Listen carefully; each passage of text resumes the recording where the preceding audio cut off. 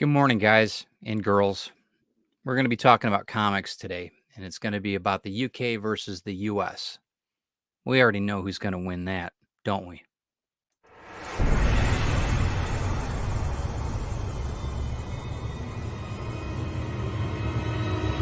Welcome to the Comics Unlimited podcast with your hosts, Glenn B. Fleming and Ted Davis.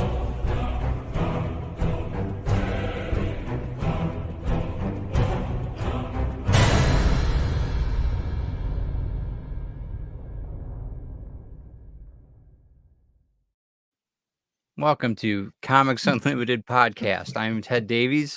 And I'm Glenn Fleming. And you're about to get schooled, bro. No, anyway. You're just deluded. So, you're like all children. You just think you know it all. You haven't done anything yet. Whatever. Go back to Buckingham Palace, have your tea. The only thing that America's done that nobody else has is put a man on the moon, what we've done. And that's in debate. Yeah. Last time I checked, Jack Kirby was American. Yeah, he was American. He's actually Austrian, but go on. Anyway, okay. So the reason why we have this podcast is to argue, and it's about Comics Unlimited. Check out everything that we're doing with this magazine. It's going to be it's a great publication, and check out under Glenn B. Fleming under Amazon. You can check out everything that we're doing. There's going to be a new one coming out that I'm proud to be part of too, and it's going to be a lot of fun. What do you think, May? We should have it out in May, I would think. Yeah, I would think so, yeah. Cool. And that'll be the first of the collaboration that we're doing. So we're looking forward to all that. It's going to be a lot of fun. Today, though, we're talking about not necessarily UK versus USA, but just the differences in it. You know, we're just having some fun with that. We have to. But yeah, you're in the right spot. If you want to learn about comics and you want to just enjoy the conversation about comics, this is what we do here. So, all right, cool. So, Rising Tide Broadcast Network, we are part of the affiliation of them. Check out everything that we're doing. We're a group of creatives that help creatives build their business. It's on Facebook, Rising Tide Broadcast Network. Go ahead and follow us. Check it out. 7 days a week. We entertain and enlighten, I think we do. And, of course, we've got Cashman's Comics as our sponsor. Cashman's has been there 26 years in Bay City, Michigan. If you're a collector, give him a call. John can hook you up with all kinds of comics, including my work, too. So check out everything you're doing, and make sure you say hi to Petey the guard dog when you do that. He ships nationwide. Doesn't ship across the pond, but no, he'll be selling your books here soon, though. Once we get everything in the States, including Comics Unlimited, if I'm not mistaken. So we'll definitely work with that. So this was your idea on this this venture for the US and the UK. It wasn't to see which was better, because that's just an opinion. It was just to see how they've grown in parallel and when the first ones came out. And my research tells me that Francis Barlow produced what is recognized over here in the UK as the first comic book. He died in 1704. Wow. Which was before you guys were around, so to speak. Yeah, well, that's true. But I'm just saying that. But what that was heavily text. With just the odd illustration. But he was the one who, he was the one who brought illustrations into the books. Now he was using the at least in the Western Hemisphere. He was using what press though? Was he using the Guggenheim that Gutenberg thing? Yeah, one of those. Yeah, the larger press. Those big things. Yeah. Got it. Good morning, everybody. Too, by the way, Carl, Damien asked if PD ships nationwide. Probably he does. I'm not sure. We could check. We'll check with John, see if he does it.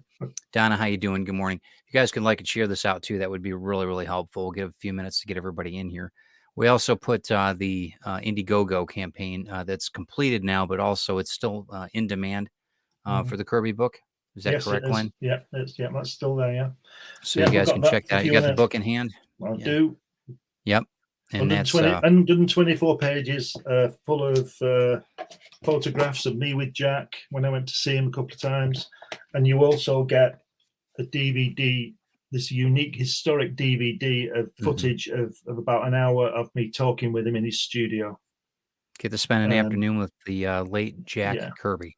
This DVD lasts, I think it's just short of 2 hours, and it's got other stuff. It's awesome. Very informative. The panel, you've done a couple things too. You got panels on there to where people that are talking that you had a showing in in the theater, UK. local theater. Yeah. Yeah, and they've got you. It's really really well done. I think it's like I said, you set the bar. I think you set the bar for the new Thank you. docu series. I think that and then the book, the combo is just dynamic, very affordable. You guys will check it out. Yeah, and invest in it because it's a great thing, especially when you're a collector. All right, so 17. What was it that you said 17? The guy, he died in 1704, so he was obviously doing it before that. So, wow. What was the comic of? It was called. political. It was. Yeah, I think it was because it was called A True Narrative of the Horrid Popish Plot. Well, whatever that was. I mean, hey, that's talk about agendas. Hey, I bet they burnt him at the stake, didn't they? Right. I don't know what happened to him. So, I mean, we've got a lot. You were saying that off camera, we were talking about the UK or the European comics. Yeah, they're more funny books than they are. Yeah, we have Dennis the Menace. Mm-hmm. That you've probably seen him. Yeah, and we have one of our greatest creators was a guy called Ken Reed, and he did this Frankenstein thing. Okay, and his style is it's great, but it's very cartoony, as you can see. Yeah. And I've said before, there's one of the Frankenstein things. They're very cartoony. They're very funny. Yeah. But I've said before that when I was about 6 or 7 when I started reading comics, we only had things like the Beano and that kind of thing, which is all funny stuff. And it was, it's mildly amusing. I wasn't really enamored with it. I like looking at the drawings and all that kind of thing. But then, as I've said before, again, American comics hit me when I was 10 with Strange Tales and Kirby and Fantastic Four and all that kind of thing. And that's the kind of stuff I like. So I would say that that's better than Dennis the Menace and all that stuff, but because it's not so cartoony, and the stories are real, if you understand what I mean. Right. I mean, America, though, in the beginning of things, we had, even like this one, we've got publications like, like Garfield the cat, and like Beetle Bailey, Peanuts and all that stuff. Yeah. There. I mean, behind me. I mean, Peanuts. Yeah. I mean, it was Charlie Brown was it. Yeah. But those were continual. These are comic strips. These were, they weren't comics books. Let's say. So I mean, they were in the papers, weren't they? Yeah. The Sunday paper. We would have. That was our thing. We would go and we would literally take you have Silly Putty over there, and if you have Silly Putty or not. Yeah. But it comes in an egg, and you would push it on the newsprint and peel it off, and you'd have a copy of it. I mean, that was what we did when we were kids. But that the comics that you and I have appreciated, I think. I mean, my era, the 70s, 80s, and then into the 90s, slightly into the 90s, and that really was superhero. That was really, and I know that Superman was in the 40s, Batman was in the 40s, all that, but it really, I think that the comic side of it, though, the funny side of it was always, and it still is here. I think that it's not going to go away. Yeah, I think it's a different thing. I don't think it's evolved into it. I think it's a different art form. Because as you say, if anything, by definition, if it evolves, the other one isn't there anymore. But Damien said the yellow kid. I don't know that one. Don't know that one. Don't forget the yellow kid. I don't know what that one is. Well, there's lots of different things, Sorry, go on. No, he said that the first graphic novel might have been a collection of strips from the paper. Well, I would assume it would be. Yeah, it was Funnies on Parade, 1933 in America. Okay. It was a volume or a series of volumes that were collected from the, like we say, from the newspaper strips. Somebody must have seen something that the kids were, tearing these things out of the papers and reading them. So they produced something for the kids. But first they reprinted. I guess they reprinted them because the material was there, and to see whether anybody bought it.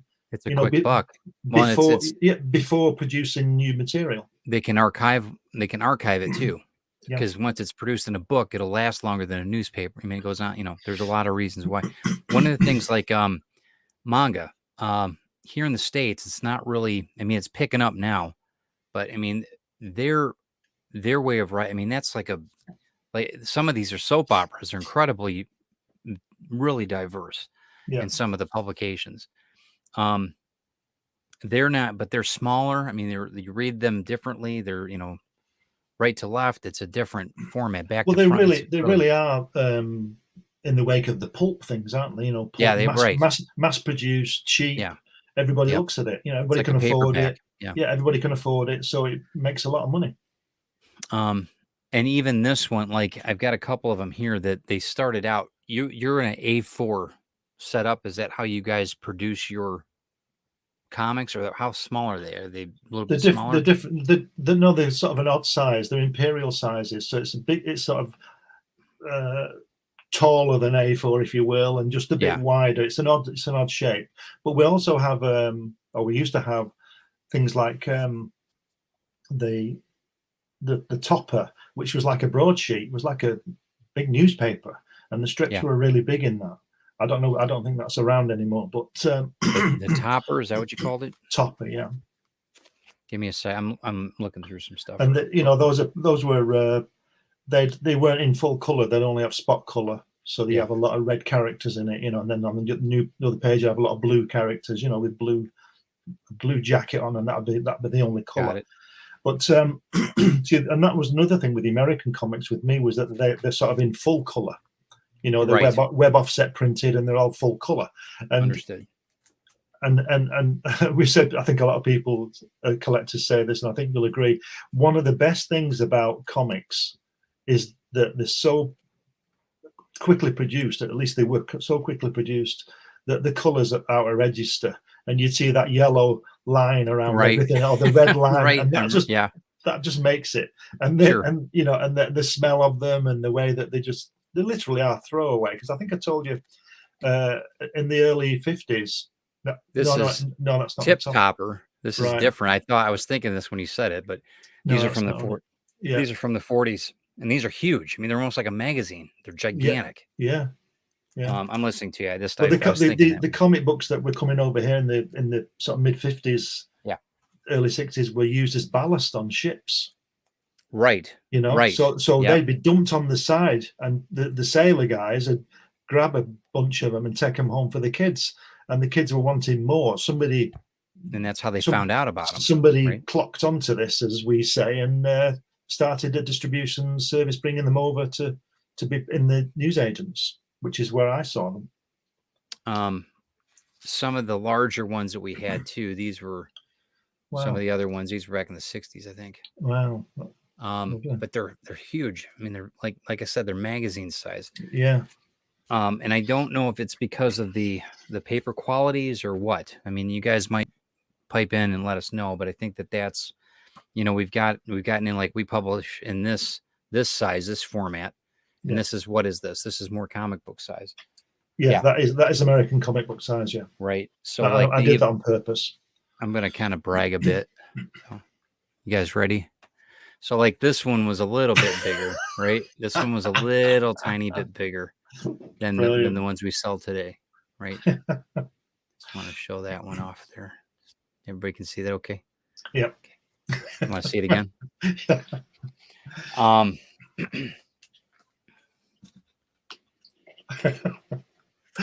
Compared to this one. So this one was a little bit smaller. Oh dear. Yeah, that's great. Number one. Fantastic. Yep, and I got it. And actually, this one was. I've got two of them. I'm looking at which one I don't know if I want to keep or not. So, but that's. But yeah, the sizing though on them, it doesn't really matter on the on the overall thing. It's just more so the content. I think that the superhero. I mean, it goes without saying. It's incredible what we've. That's why, and then I think I even heard that in the Kirby DVD on the panel that you had. One of the gentlemen said that the only reason we really wanted to get involved with this, with American comics, because it was superheroes. That's it. Yeah. It was everything. Yeah. It was all new and fresh, and it was something that we didn't have. And there was something that compared it to. There was probably one hero that you guys had as a kid. Yeah, we had Dan Dare and things like that. Yeah, that's what he said. And Heros the Spartan, with some fabulous artwork by Frank Bellamy. Beautiful, painted. We've shown his work before, on Thunderbirds and things like that. Brilliant artist. And he died in 1976. He was only 59. and his work. In fact, I've got some of his. He did Garth. This is just a collected. But you probably see you'll have seen his work, but people watching have probably seen his work as well. It's just Hold on a beautiful. second, let me pull that up. Okay. Oh yeah, yes. You've seen his work before. It's just magnificent. And these, you wonder how much time it took to draw that guy. Well, I think he was knocking a couple of these strips out a day.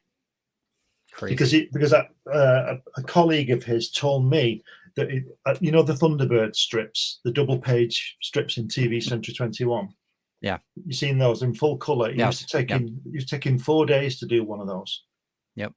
It's usually 17 panels, double page spread, fully painted, from blank page to finished art in 4 days. So I reckon sketching those out and doing a pen and ink, just black and white, I reckon he'd be doing 3 or 4 of those strips a day.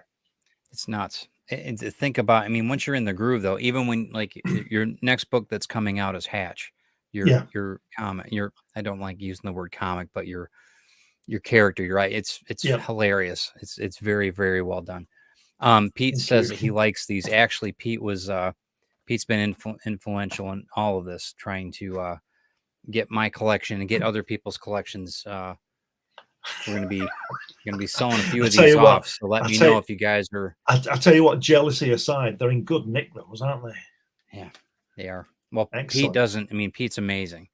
Like I said, Pete's got some. He's look at that. Just incredible. I mean, just the stuff that he's been storing and keeping, and now I'm picking through what I'm keeping and what we're going to be selling. But it's okay. It's nerve wracking.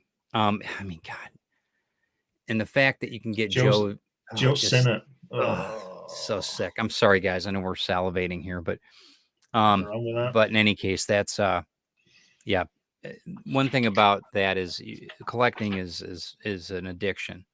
It is, but we're stewards of this stuff. Mm-hmm. Eventually, somebody else is going to get it, right? So, and that's the rub. I've showed you before the Rise and Fall of the Trigon Empire, that beautiful painted artwork by Don Lawrence. Yes. And that was done on an oversized, like a magazine size comic called The Ranger. It was more of a magazine because it had a lot of text in it, The Ranger. Okay. 1965. And the artwork, Don Lawrence artwork, is absolutely beautiful.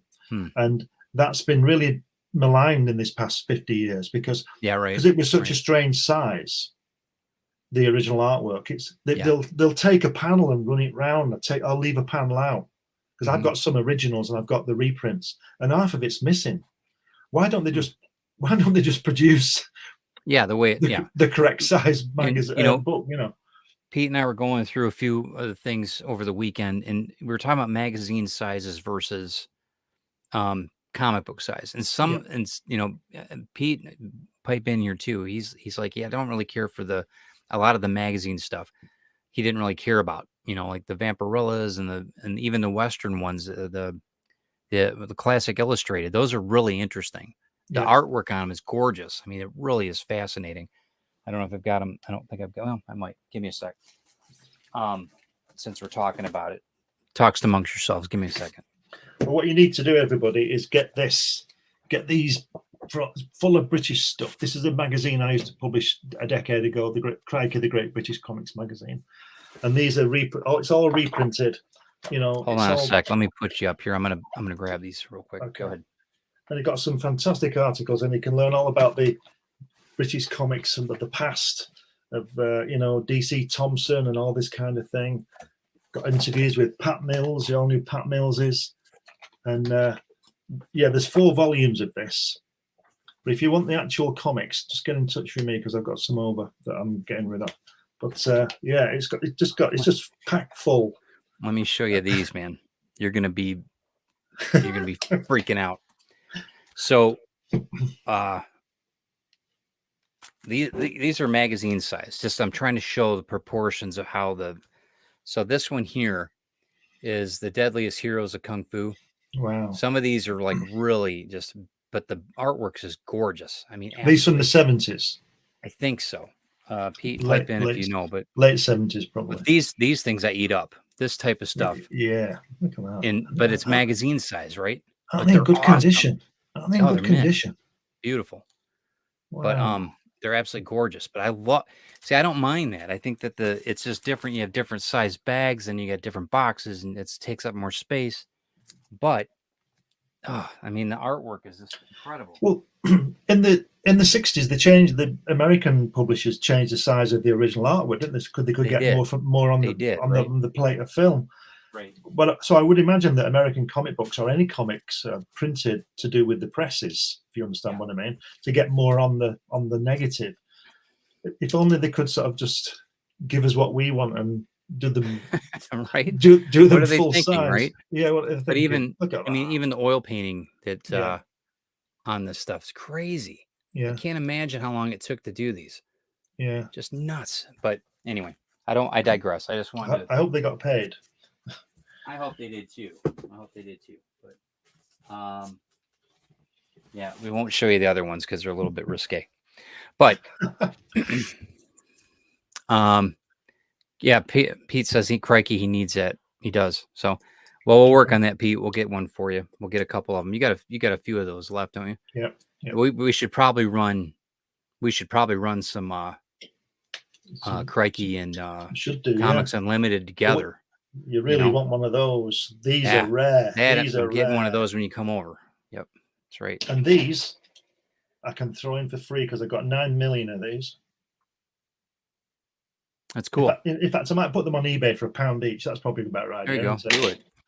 It's like the paperclip on eBay. Remember the paperclip? Yeah, I've got about 500 of them. So look at that. Oh yeah. Oh, color markup. Lovely. Look at that. I mean, that's a full-time job in itself, isn't it? Marking that up. Who's doing that? Yeah. I mean, imagine if you got that wrong. Oh, it would be done. Pete, what was this one too? I forgot now who this was, which I thought was Archie, but I think it's somebody else, I think.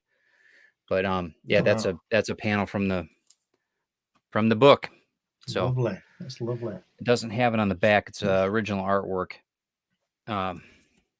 But again, they changed the sizes. This was back in the day. So I'm gonna be putting that up for sale too. So we'll be talking about that.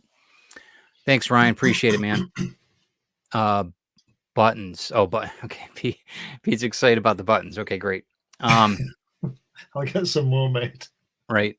So yeah, that's so I forgot the name of the I thought it was Archie, but I think is it Richie? It's probably Betty or something. It's one of the other side comics. But what do you think? Why do you think they changed it? Do you think what's this one? It's just a Judge Death. Nice. Wow. That's just some Crikey. Got it. Sorry, go on. You were saying, sorry. Betty's Diary, number 14, I think. Okay, that's what he was saying. So yeah, that's off the original. Yeah. It's just incredible, so we'll see. Fantastic stuff, isn't it? But yeah, that's why do you think they changed it? Do you think it's because of the artwork? Because of the size of the artwork, they changed the parameters of the books? I think so, yeah. Or do you think it was paper? No, I don't think there was a problem with the paper then. I think what they were just doing, like we said about the artwork, they reduced the size of the artwork so they could shoot 4 pages up instead of 2. Got it. To save negative, save film, makes sense. That kind of thing. Makes sense. If anybody else knows, let us know.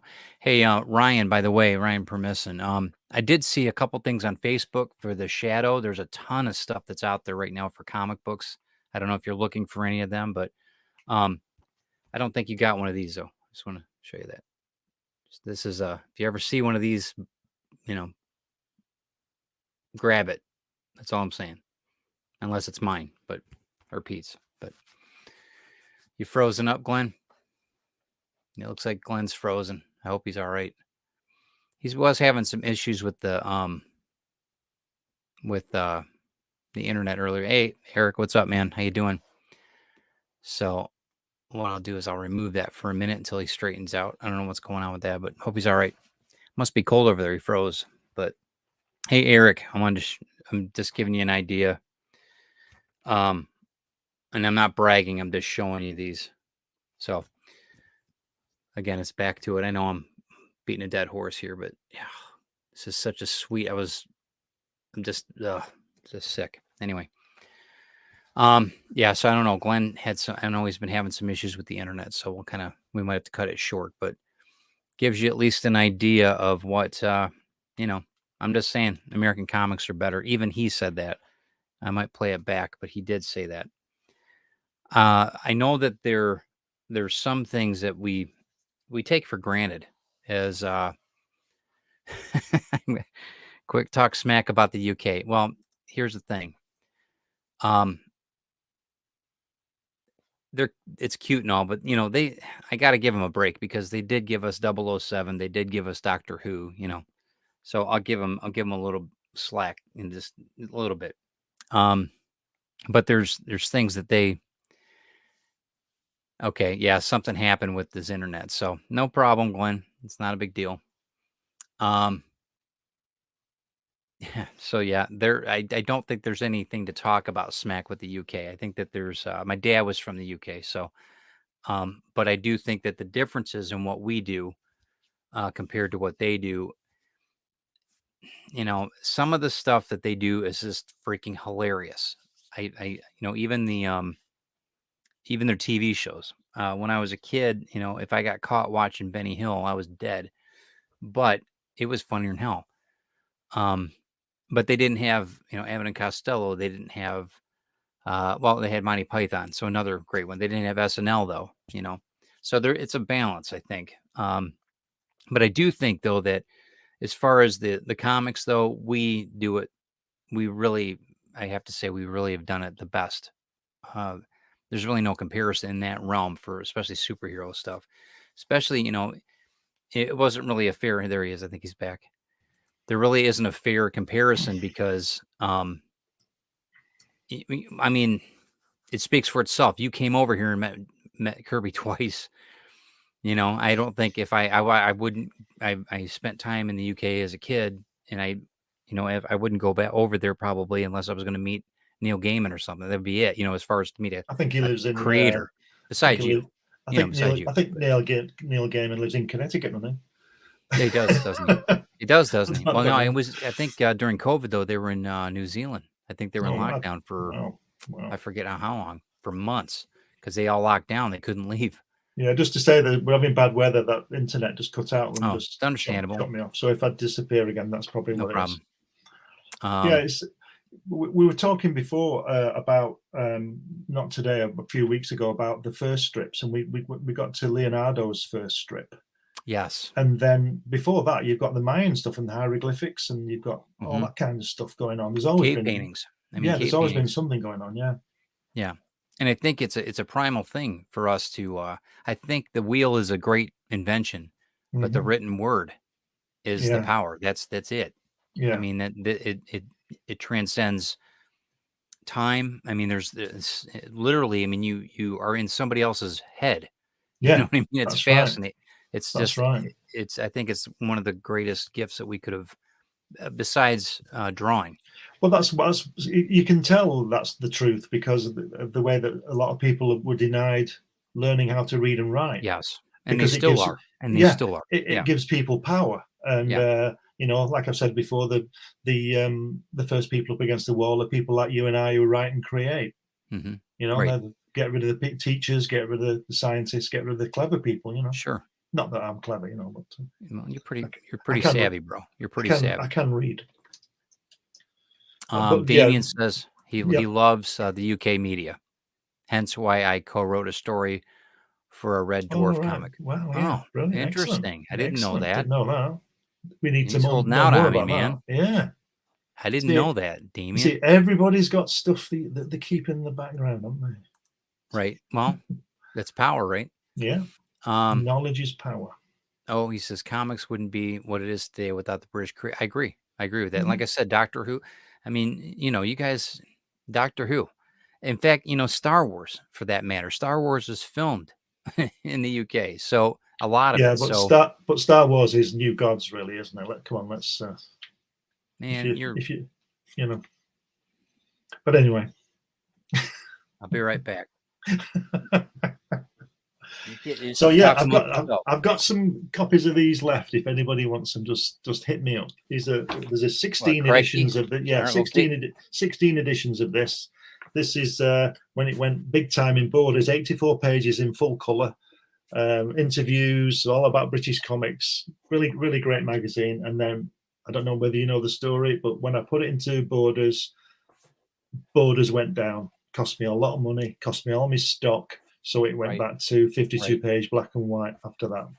But yeah, it really is and no less people than Alan Moore look at this. And I have photographic proof. I think I sent it to You Ted. sent me that picture a couple of days ago. I couldn't believe it. Alan Moore reading Crikey. I couldn't believe it. Yeah. Unbelievable. Do you have it? Can you post it? Do you have it on there? Or real quick so people can see it? It's awesome because he's got it right up to his face. I mean, he's not. Yeah. He was reading that. He was into that thing. I'll try and find it while you're rooting about. If I can see here, let's have a look now. Okay, time to salivate. You ready? Yeah. This thing? Is that what you're talking about? Yeah, but mine's signed. Is it? Yeah. No, prove it, old man. Prove it. Yeah. Okay, just a second. I will prove it. And while he's out running about, and this is from what I'm told, this is really, really an amazing. It's an interesting cover. Pete would agree. I've got that one as well. See, yours is in better condition than mine. Hold on a second. Okay. For the big reveal. He did sign it. Holy cow. Signed by the man himself. But as you say, it's not in very good condition. But who cares? You know? So there you go. But I might sell it to you, Ted. Yeah? I might do. I'm just trying to find that picture of Alan Moore. I don't know where. You better find it. I found it. Just a second. Just a second. Make sure you don't show those other pictures on there. Yeah. Anyway, yeah, that is a beautiful copy. I got to say, this was pristine, but you got a signature. Wow. I'm not sure I can put it in the comments because I can't comment. Oh, good point. So I'll send it to you on Messenger. I guess, yeah. Let's do it that way. Just a second. I'll see what I can do just here. Post it there. This is good give radio, us a second, isn't guys. It? We're gonna get two old guys working technology here. Yeah. Hold on a second. Let's see now. Hold on. Just a second. Yep. I'll find it. Nearly there. Talk amongst yourselves, people. It's really slow. It's really slow. This, I think, it must be to do with this weather. Not usually like this. Here we go. I'm sending it now. Okay. You should have it now on your messenger. Okay. So what we're gonna do is you're gonna see first time live on a publication that Glenn did. Being read by Alan Moore. There you go. Look at that, guys. Alan Moore reading Crikey. How good is that?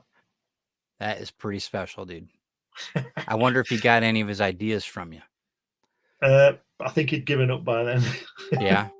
He already got Watchmen, right?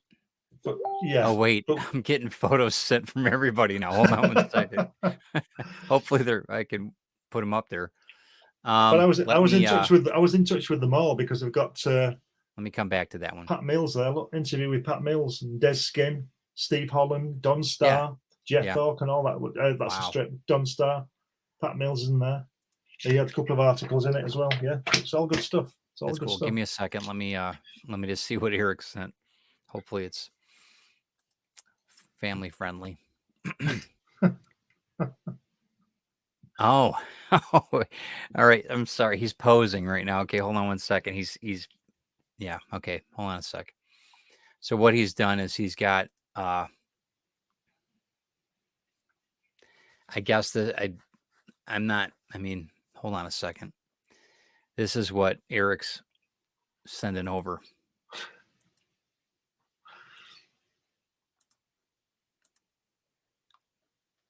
Okay. Oh, wow. All right. So it's obviously he's just flexing a little bit too much. I think that he's just gotta. That's great. Fantastic. Moon Knight. That is it. Well, I mean, yeah, that's awesome.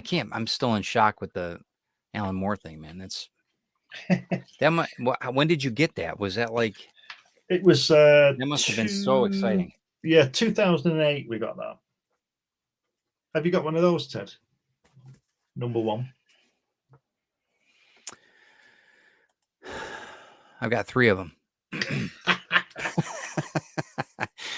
Got 3 of them. Brilliant. I love it. And mine's signed. Oh, who by? Who by? Nobody in particular. No, I just. Have you got one of these though? This I've shown this before, but I don't care. This is the very first. This is the actual comic that my brother brought home back in September 1965 that started all this. Oh, awesome! But again, it's well read. Well, yeah, but that's awesome though. You've kept it. That's the main thing. That's where I saw the name Jack Kirby first. Wow. Art by John Severin from Mad Magazine. See, that's awesome. I don't care if that thing could be ripped in half. That's awesome. That's you can't that's the replace first that one memory. from 1965. That's awesome. The actual one. That's awesome. It's one that managed to escape my mother's wrath when she threw 600 of them in the bin. All number ones. I told Chris about that. She's like, she did what? And I'm like, yeah. I said, but she didn't have she had no comprehension of what none of us really knew, but still. Yeah. That would have been, I mean, I'm not trying to rub it in. Oh, yeah, for our people. Yeah. Awesome. Well, you're not trying to rub it in, but what? It would have been worth a fortune. I'm not trying to rub it in, but that would have been a super retirement fund. Those comics would have been. Yeah, I had Fantastic Four. I had the entire. I had the entire Jack Kirby run, 1, 2, 102. Insane. And I had Spider-Man from 1 to 67, I think. And Avengers number 1, X-Men, I had all the number 1s. How many did you have Jack sign when you were there? About 10, I think. They've got The Wedding of Sue and Reed and New Gods, Hunger Dogs. I can't remember all of them. The Glory Boat, the New Gods one, which I think is one of the second best story ever told in comics. I didn't have FF51 for him, which is the best story from my opinion. I didn't have that to sign. Didn't have that for him to sign. Because I obviously didn't have my collection then, so I've only managed to save a few of them. Mm-hmm. I should have taken them all. What do you think was the best comic in besides your publications in the UK? What was your TV21? And what was that? That's with the Jerry Anderson stuff and the Thunderbirds and Stingray and those things. Oh yeah. That was basically a magazine that was produced in the mid-60s, and it was basically a vehicle for his TV shows. Yeah, well, it makes sense.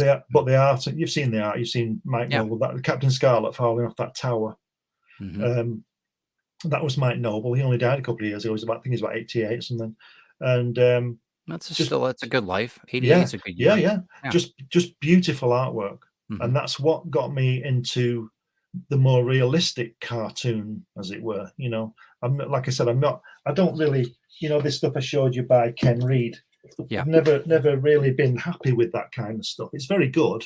Yeah. But to me, that's a cartoon. It doesn't really resonate with you. Yeah. No, not so much. Although I produce Hatch, but he's not really a cartoon either, I don't think. Not in that kind of style. No, but I think that we're the art finds itself. It really does. I mean, the art tells you what it wants, and I've been saying that for years, and that's expressing your story. I think Hatch fits it checks a lot of boxes for people. And once the book comes out, you guys will understand what I'm talking about. I think Helen and I discuss it. You see, I come up with an idea, or she comes up with an idea, and she has better ideas than I do. She fleshes it out better than I do, so I go away and draw it. So she takes a lot of credit. But what the best thing about Hatch is that the little sort of not so much innuendo, but little winks to things like I showed you Yeah. that artwork before. Sure. We won't Sure. say, well, I'm not going to show it, but I showed you that artwork before. And it's obvious what Just it is. awesome. Yeah. But there's things like you've seen the one where in the one that's coming out soon where he's climbing through the tunnel in the pyramid, and you're on the wall. It's all Yeah, no, I couldn't believe it. And I didn't catch it at first. I looked at him like, and then, and I think I showed it to Chris. She's like, "Oh, that's great. You put your," I'm like, "What are you talking about?" And I looked at him like, "Oh, that's my logo. That's great." It was so good. But there's all stuff on the walls like there's the Enterprise and Sure, B-2 right. bombers and stuff Just like that. hilarious. Yeah, it's so funny. That very tongue in cheek, but man, that's brilliant. I think it's just great. I'm looking forward to it when it comes out, but I think that's going to be a lot I think of I've fun. got the same kind of humor for the strip as is it Larson who did the Far Side? Yeah, yeah, that's very true. I can understand thing. It's, there's a bit more to it. You got to look. You got to look. And I think that we need that though, because I mean, some of the books that we're into are so intense that you need to have that balance. You've got to have that little tongue in cheek on it. And one of the things I like about the way you do Hatch is that there's really not thought bubble. That might be a thought bubble or whatever, but there's not much text. It's a very you're almost figuring it out. Yeah, as you're reading it. I love that. Look at it. Yeah, and that's really powerful. That's really powerful. I think comics is 90% a visual medium. So why not use the illustration to tell the story and put things in there for people to find? And I think that must be to do with me, because my favorite film is 2001. Yeah, and people think, people don't like it because it doesn't say anything. Nobody says anything for half an hour. It's brilliant. It's absolutely brilliant. You've got to watch it. You have to watch it, and that's the point. The space scenes back in the 1960s. I can't. Yeah. It was incredible. That was just incredible. I mean, it actually makes Star Wars look overdone. I mean, it's amazing.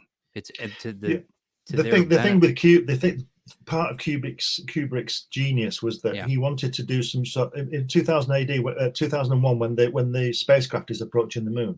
He had to use a special tracking system on the camera, and it didn't exist. So he and his engineers made it. They created a tracking system on the camera so that he could get the shot he could see in his head.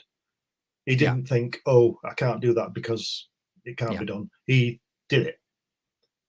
But he was a photographer to start with, so I think that's probably got a lot to do with it. I want to say good morning to George too. Medina, how you doing, sir? George has got he's going to have a campaign coming out in May. We're going to be talking about that on TED Talks soon. George is really good. He's part of the Catch the Craze group, and he's one of the best voices, I think, on the net. When you hear his, you're going to be like, "Oh, that's cool. He's all right." He's pretty cool guy. But yeah, there's I don't. The one thing growing up in with the Detroit Free Press and that we would have a Sunday afternoon or Sunday morning, whatever it was, comic strip page, and they have everything from Garfield to what was the one? Is it Hagar? The one with you probably don't know anybody in Hagar. Aaron Donna might know with the horns, and he was he's like lightning. A Viking. Yeah, Hagar. That he was hilarious. Beetle Bailey was one of the first ones I copied because I could. It sounds funny, but the nose and the helmet and everything I could draw. Yeah. It was almost like you couldn't see the eyes, so I had to hold on a second. Eric said he had to rewind to hear what Glenn said. Humor for the strippers. Any other show that could have gone off the rails? Humor for the strippers? Is that what you said? I didn't hear you say that. I don't think I did. I don't remember. That's great, though. I love that line. Humor for the stripper. That's a comic book right there. Hagar the Horrible. That's right, Eric. That's the one I'm talking about. Yeah. And Damien jumped in too. But those were Beetle Bailey was, I didn't really care for any type of war stuff. I've never been a big, right. G.I. Joe is cool. The one I grew up with was cool because it was a different type of, you had cars, you had, Snake Eyes, you had all these characters that Eric knows what I'm talking about because he's a big collector of that era. I didn't like Beetle Bailey because I don't like the drawings because they hark back to Beano type of drawings. Okay, right. And I don't like that style. right. Did you? And I Did didn't you? and I didn't like Garfield for that reason. The same thing because Right. it was circle eyes, Yeah, circle, and you know. And I'm like, and okay, it's well, 2-dimensional. It just yeah. flat, And isn't it? but I liked Charles Schultz though. I thought that Yeah, he had a really good control of what. And watching Charlie Brown change from yeah. where it was back in the 50s to where it was when I was a kid. You know, the dynamic of how he Have evolved. have you? Do You you know, remember, or have you seen Sad Sack? no, You never heard of it that? sounds really perverted, but yeah, go Well, ahead. it is what it is, and it's a guy who was in the war, an American guy. I can't remember his Yeah. name, and he produced Sad Sack because that's what the sergeant would tell you you were, but it didn't end there. You understand what I'm Okay. Yeah. saying? Got it. Okay. And so when he came out of the army in 1946, and when they recreated Sad Sack, which was about life on the camp, on the Mm, when the training and all that kind of thing. yeah. And it's Yeah. one of the funniest things. I remember reading it when I was a kid, but I do remember I wondered where it was, what happened. Mm, I think he died in the 80s, the guy, but apparently Jim Shooter found out that he was on hard times, this guy.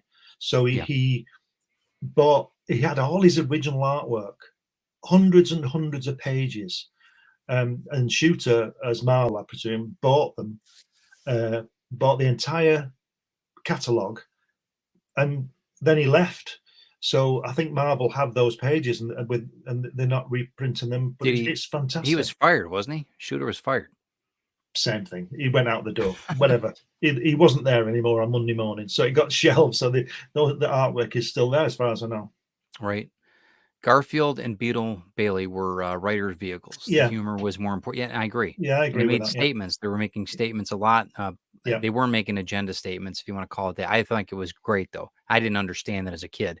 I was just more so interested in how to draw the lines and how to copy yeah, and how the yeah, shoes. You know, I even catch myself doing that when I do cartoons now, starting out the same way.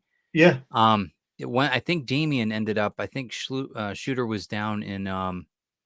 He was in Lexington. I think. Maybe I'm wrong, Damien. I know you talked about it when we were down there. We were so busy. I wanted to go see Ron Perlman, and he was, I did see Kevin Eastman, but I didn't have time to stand in line. But and that would have been a good. I would have done that in a heartbeat. But that was what I was going. This is the one. Yeah, I missed that one completely. Of course, Damien's older than me anyway. So when I was a kid and reading just kidding. I read Sad Sack. I didn't know what that reference was, but I do remember my dad saying, "What's this? What's this one about?" You know.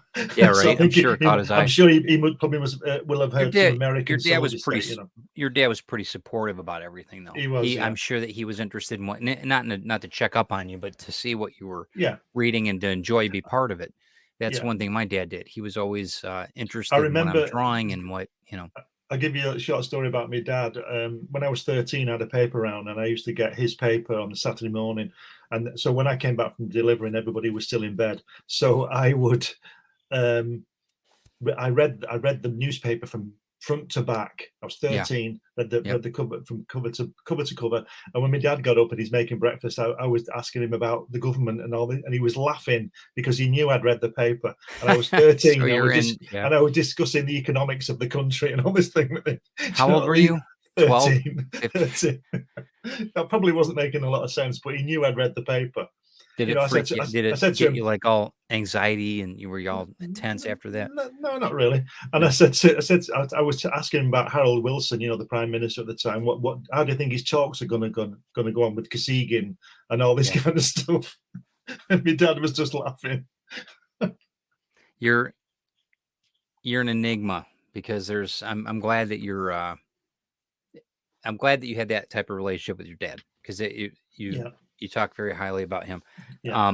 Do you think that that's did he watch like Doctor Who and stuff? Did he watch any of that stuff? Yeah, Thunderbirds. Yeah, everybody used to watch those. Yeah. Okay, it was all that we had really. So, but they did.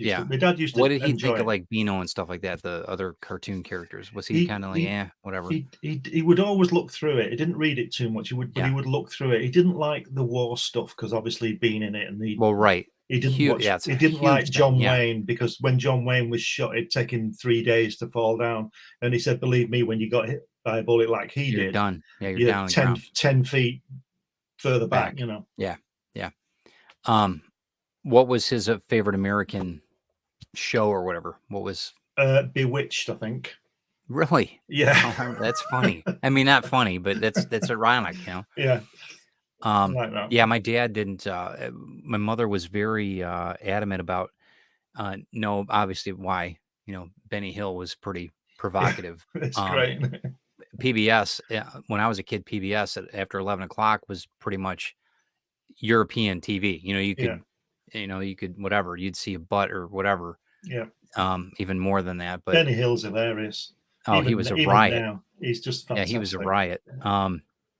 But my dad was very, like Monty Python. No, you can't watch that. You can't watch Benny. I'm like, come on, dude, this is your people. Come on.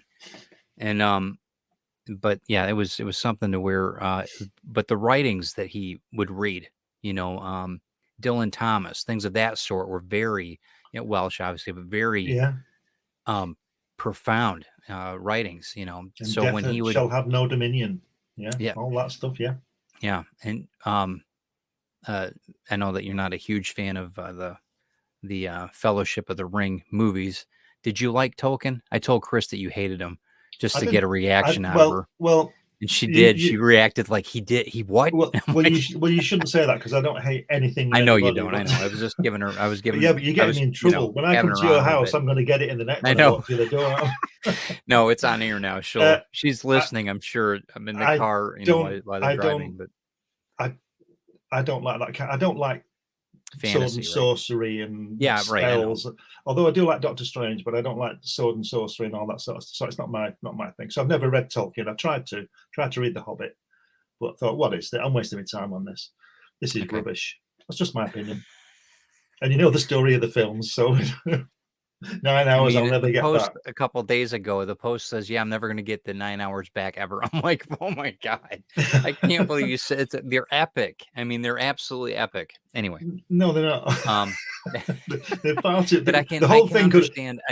The thing I don't like about world building when we're dealing with fantasy, and that's one that goes with comic books especially. Yeah.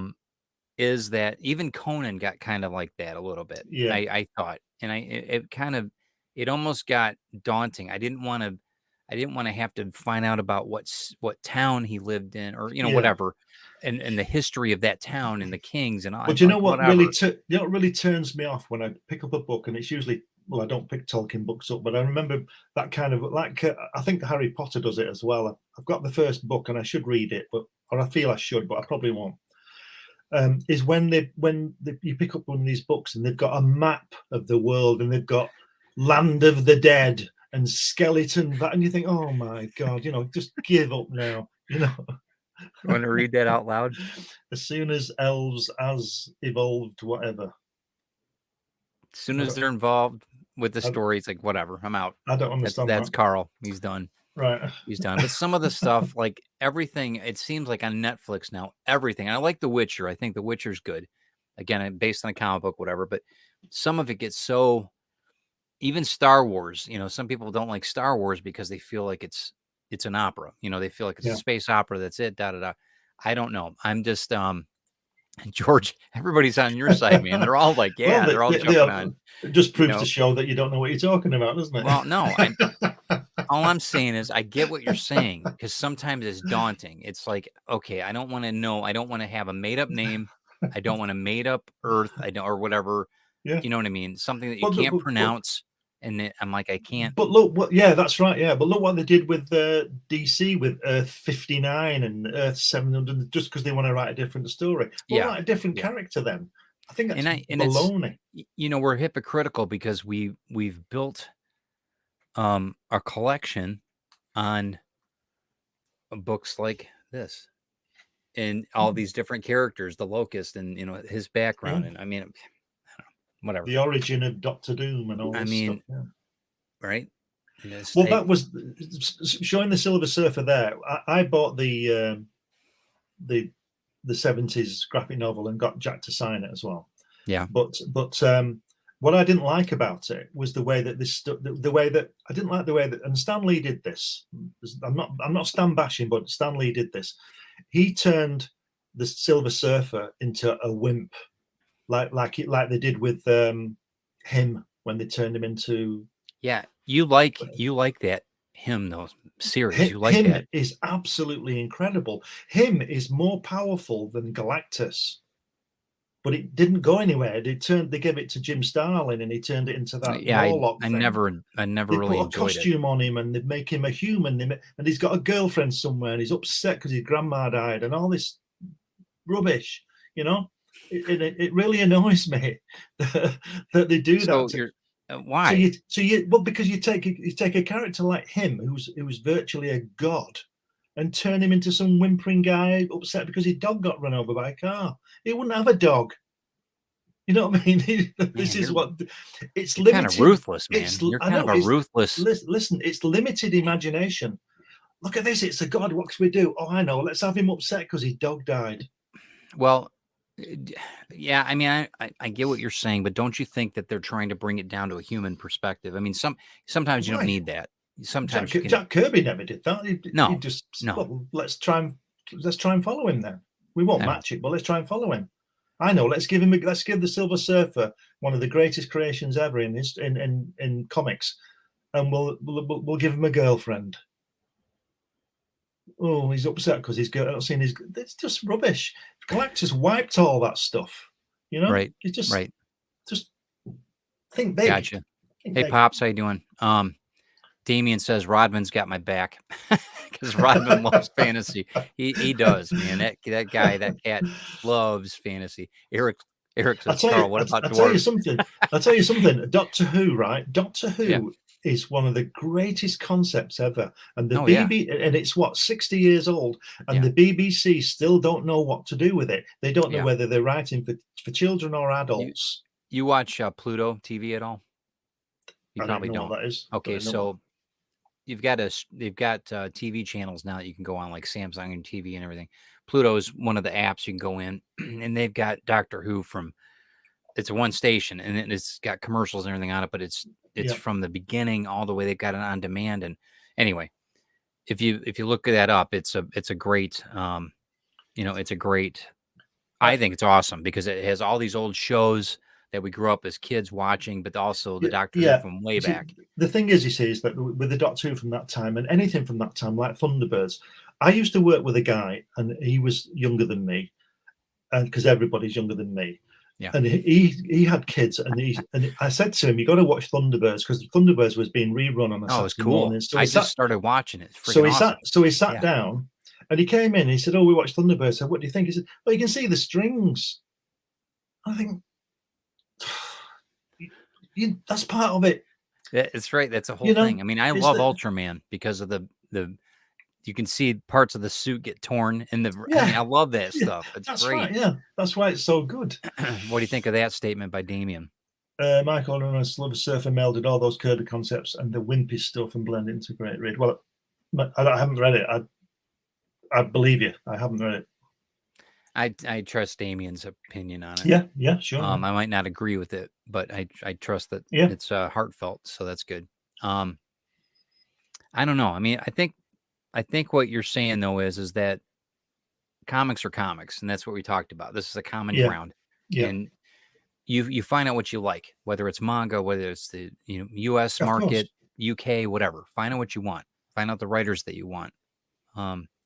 No matter what era it was. I mean, the best thing about the technology we got now is you can pretty much pick and choose what you want to read from anything that's ever been published, which is amazing, really. But yeah, I think that I think that we have obligations though that, we take care of things like this for people. Yeah, that's history. With Joe's signature there. Anyway, that's history. We need to be stewards of that. We need to, if you need to encase them in plastic, then that's what you do. Whatever, get them graded, or help somebody get their collection finished. Get it to the point where we're passing it on monetarily. With for the future generations, of course, that's what to keep things, of course, and that's what I think. That's what we're talking about. We're not trying to be U.S. versus the UK, but no, not at all. But I just think there's some fantastic properties, I guess they're called, and I don't like that. Franchises. There's another word I don't like, because that implies money and it implies profit. Well, I know these things have to make a profit. I understand all that, and people want to make money, and nobody wants to make more money than I do, right? But Sure.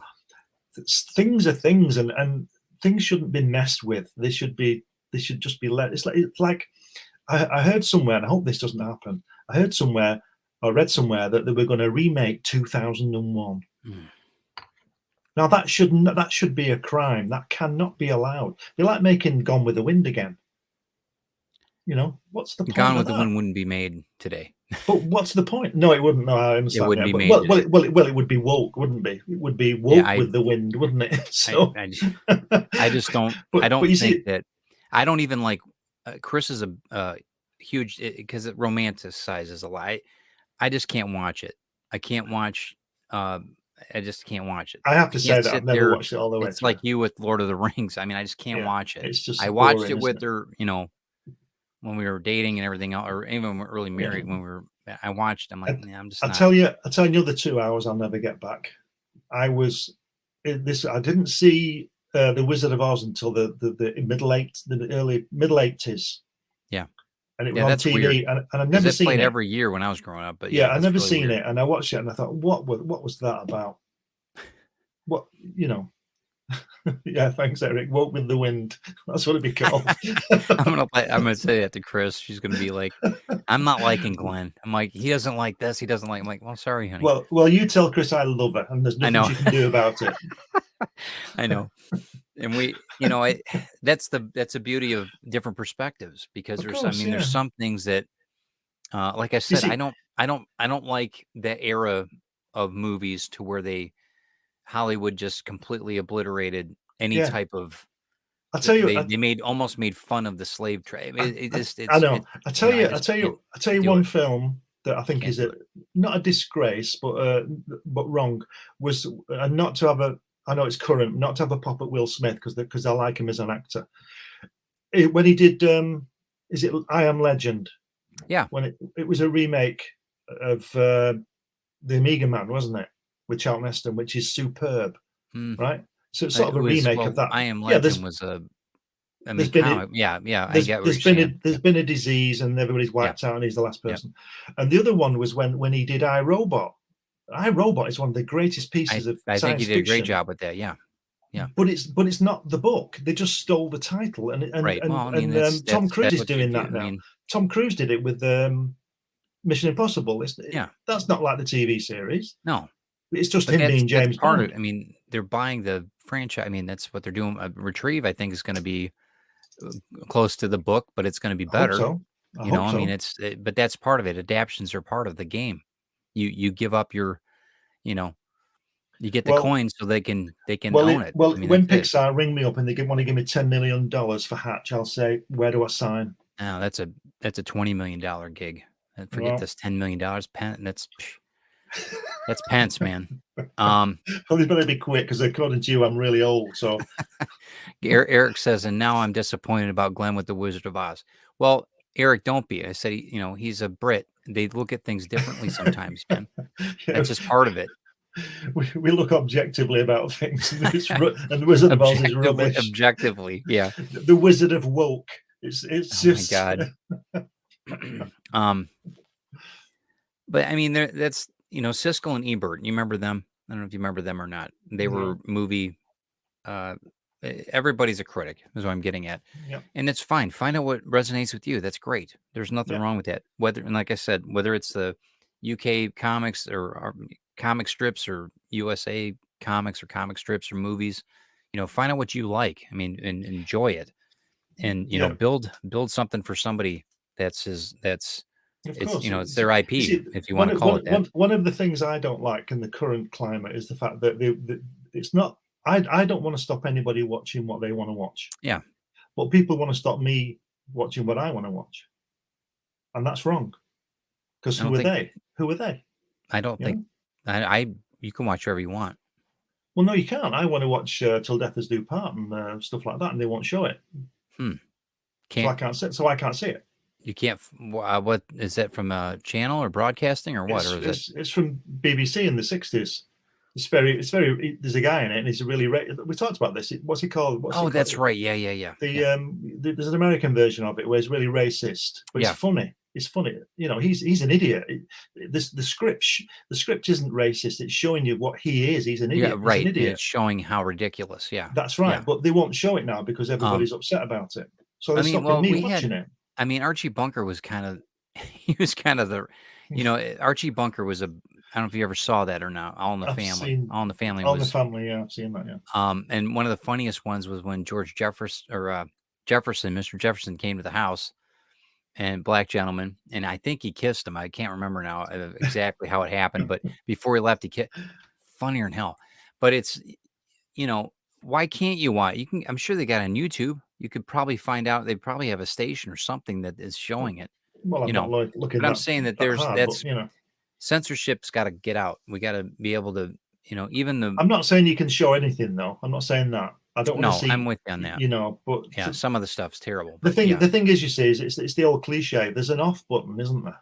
Yeah. If you don't like it's like Lord of the Rings. When Lord of the Rings 59 comes around, I won't be in the queue to watch it. But I don't want to stop everybody who's watching it. I understand. They can waste their time if they want because it's their time. Yeah. I won't be there. Gotcha. So what was your favorite comic book out of all of it? UK or US? Favorite comic book? Well, the favorite one is well documented. Fantastic 451. This Madness Monster. That's the best comic book ever written, in my opinion. Sounds good. Stan and Jack and Joe Sinnott and Artie Simek at the peak of their powers. Mm-hmm. One issue following the Galactus trilogy, which knocks your head out, and then just before the Black Panther comes in. Incredible. It's like a little pause, but it's such an incredible pause. It's a brilliant story, and it would be a brilliant film, I think. Yeah. Well, I mean, or things are still coming. They're still coming down the pipe. So, but they'd change it, wouldn't they? Just film it. Just film it the way it is. Quit being so cynical. Damn it. All right, listen, you only get cynical when you get experience. All right, then ask me. All right, what's my favorite? Ted, what's your favorite comic book of all time? So I think my one favorite is Mike Mignola's Amazing Screw-On Head. I haven't seen that. Yeah, you need to. Right. The series, the Hellboy series, is my favorite, but that one comic, Amazing Screw-On Head by Mike Mignola, that's it. Right. I shall look out for it. Yep, you should get it. I've got 2 copies. I'll sell you one. It's beautiful. It's a one-off. I'll swap you that for. Okay, fair enough. And I'll sign it for you. You can't sign yours. It is, and I think Brian Robin will back me up on that one too. It is one of the best one-off stories, I think. Right. Yeah, they've got. I mean, the villain's called Dr. Zombie. I mean, it's hilarious. It's so funny. Abraham Lincoln's in it. It's brilliant. There's a great book. Speaking of Abraham Lincoln being around, you know Philip Dick. Yeah. Who wrote? Well, he didn't write Blade Runner, but he wrote "Do Androids Dream of Electric Sheep" that turned into Blade Runner. It's nothing like it, but it's good. He wrote a book called "We Can Build You," and what this guy does. In all Philip Dick's books, he's always talking about what he calls simulacrum, which is robots, right? Replicants and all that. And what this guy does, this guy, he's like a small-time robot maker, simulacrum designer, and he doesn't. And the big firm, the Disney, whoever it is, want to buy him out because he's so good, and he won't. He doesn't want that. He's not in it for the money. Anyway, he wants to impress these guys, so he makes Abraham Lincoln, right? And he says, "I'm bringing Abraham Lincoln to dinner," and they think, "All right." So what they do is they make John Wilkes Booth, but it's terrible.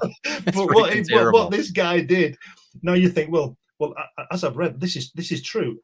John Wilkes Booth actually met Lincoln at a theater in Washington. But you know that, right? Yep. So what this guy does, he makes a mistake of putting all of history in Lincoln's head. So he knows it's John Wilkes Booth, and John Wilkes Booth is looking at him like he's going to shoot him. Right. It's hilarious. It's great. Wow. It's fantastic. It's brilliant. Anyway, that's really good, man. I'm gonna have to read that. We Can Build You. It's called.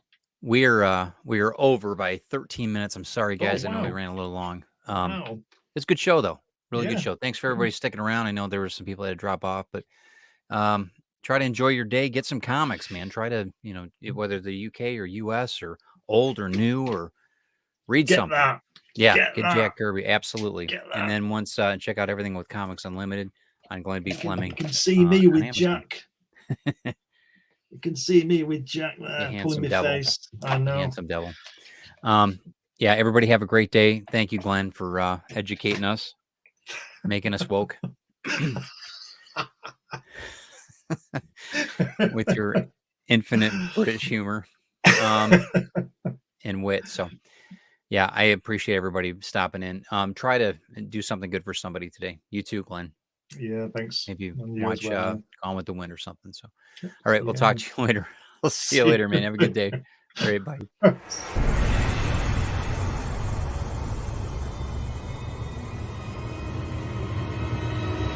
Welcome to the Comics Unlimited podcast with your hosts, Glenn B. Fleming and Ted Davis.